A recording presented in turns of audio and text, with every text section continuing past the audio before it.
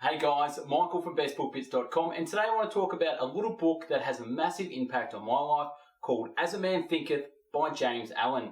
Published over 117 years ago, this book is still relevant as today as it was back then. James Allen died in 1912 and was somewhat of an enigma. Little is known about his life other than he was born in Leicester, England. He wrote 20 books, but As a Man Thinketh was his major work, even though James himself thought that this was a minor book, only coming in at 32 pages, which you could probably read in 1 hour.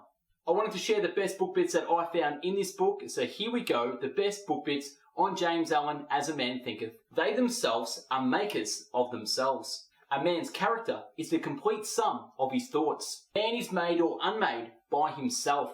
That man is the master of thought, the moulder of character, and the maker and shaper of condition, environment, and destiny. He that seeketh findeth, and he that knocketh it shall be open. So may a man tend the garden of his mind, weeding out all the wrong, useless and impure thoughts, cultivating towards perfection the flowers and fruits of right, useful and pure thoughts. The outer conditions of a person's life is always harmoniously related to their inner state.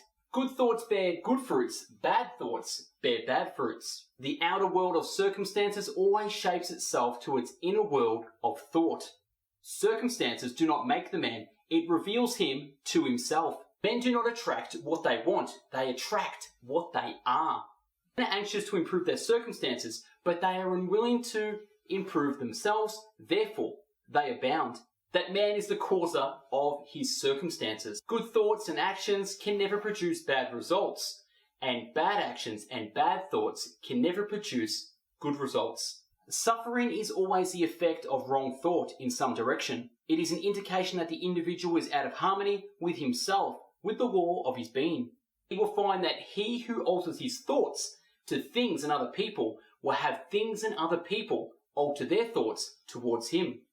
Let a man rapidly alter his thoughts, and he will be astonished at the rapid transformation it will effect in the material conditions of his life.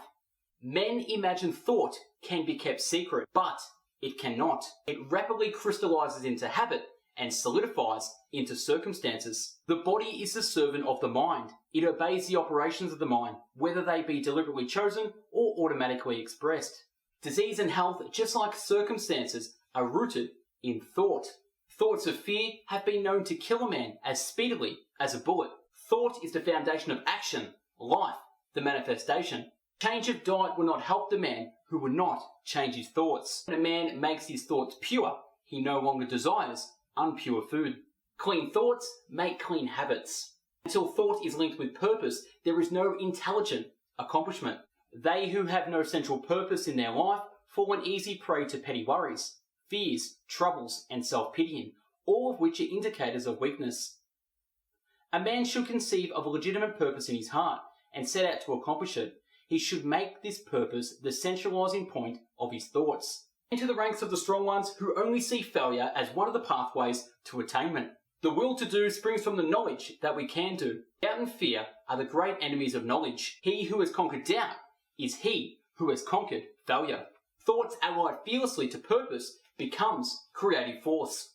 All a man achieves and all that he fails to achieve is a direct result of his thoughts. Individual responsibility must be absolute. A strong man cannot help a weak man unless that weak man is willing to be helped. A man can only rise, conquer, and achieve by lifting up his thoughts. He is limited only by the thoughts which he chooses.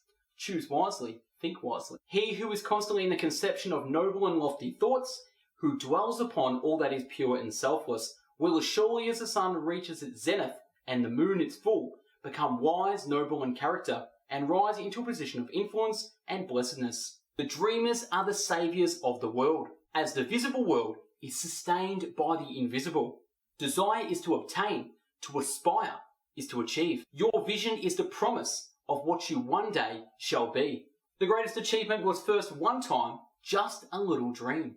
Dreams are the seedlings of reality. Dreams are the seedling of reality. In all human affairs, there are efforts and there are results. The strength of each effort is the measure of the result. Calmness of the mind is one of the most beautiful jewels of wisdom. The more tranquil a man becomes, the greater in his success His influence, his power for good. Self-control is strength. Right thought, his mastery. And that's a wrap on the best book bits I found in this little book, As a Man Thinketh, written by James Allen over 117 years ago, and more relevant today as it was back then. If you haven't already done so, subscribe to our YouTube channel, Spotify, Apple Podcasts, Google Podcasts, check out our website, bestbookbits.com. And if you want to join our book club, check out bestbookbits.com/bestbookbits. We will meet me and my other friends in the book club where we share our books, thoughts, ideas, goals, plans, and aspirations for the future. Look forward to seeing you there. Thanks for watching. Take care. Bye-bye now.